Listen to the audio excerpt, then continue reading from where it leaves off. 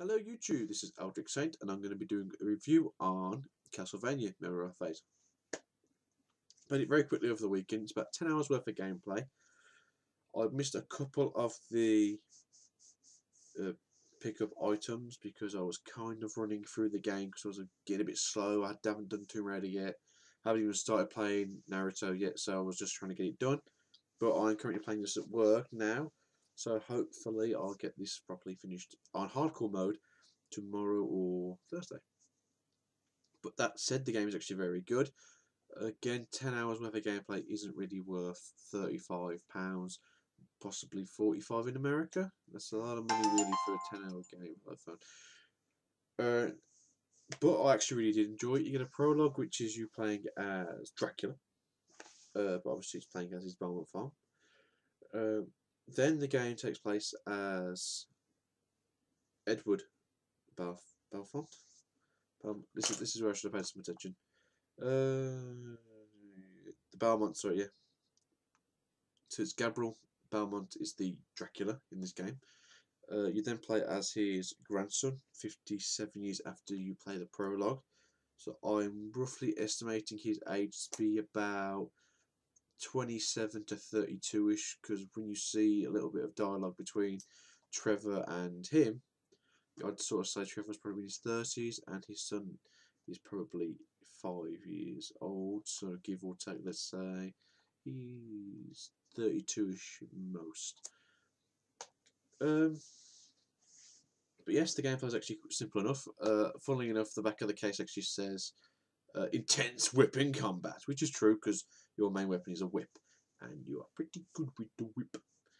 But yeah, the gameplay's not so bad. There are a few mechanics that are a bit buggy and stuff you can't really defend against. But it's a good game nonetheless to play. But again, price-wise. As you go through, you do different forms, different tactics. First you play as Edward. I think it's Edward. And he's a very sluggish kind of, not really built for tackling vampires, but he just wants revenge on everyone sort of character. So your generic Shonen sort of character. The next one you play is Alucard. Let me show you my Alucard. And he's back for vengeance against Dracula, which I think most people already know. He's actually his father. He's a bit sluggish because he's just woken up from his sleep. So at the beginning of his little tutorial, he's not exactly the best character, but that's slow. That does pick up quite quickly, to be honest, towards the end of these actual playthrough, when he actually has to fight Edward, his own son. And then you play as Trevor, so his actual human form, when he actually went originally to fight his father, and he's quite, to be honest, Trevor's really good. You can tell why Trevor's meant to be the best Brotherhood member they've ever had, because he's a lot stronger than the other two. Even Alucard 4, which you think would be strongest, he's actually seems to be stronger than that. And yeah, he's just a good character all around, to be honest. You've probably already seen the end if you're willing to buy the game anyway, and this is a review for what I think. And the ending's pretty sad, to be honest. The fact that he doesn't even know he has a son. He's killed his wife without realising it. His son and him fight to the death. It looks like his son puts a stake through him. Somehow, it's the other way around. Trevor's on the floor, stake right through his heart, piss and blood everywhere. Dracula's taking the piss out of him, basically saying, I don't give a fuck about anything. I don't care who you are. I'm the boss. Trevor's there, spitting blood out, last breaths. Tells him he's his son.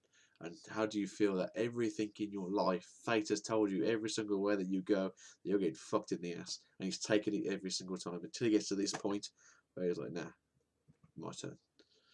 So he makes Alucard. And that's that, really. The review, I'm going to give this out of 10. I'm going to give it a 9. The game is good. A few little bits where you can't sort of defend against yourself, so I'll take off half a point for that. And the fact that the game is actually quite short, it takes off another half a point. But overall, the gameplay is actually quite good. It's actually enjoyable. The graphics are actually good for a 3DS game. The story is quite well written. The dialogue's actually really good. The actual different kind of combat, you get a few different abilities to use through the game. It's actually really good. I recommend buying this game if you've got a spare 30 quid. In all fairness, give it a couple of months and let it come down to about 20, and I say buy it straight away. But thank you for watching. This is my review. Sorry it's really late. I really need to get the Tomb Raider one out as well. I'll try and get them done for the rest of the week. You guys have a good week, and I'll see you guys next time.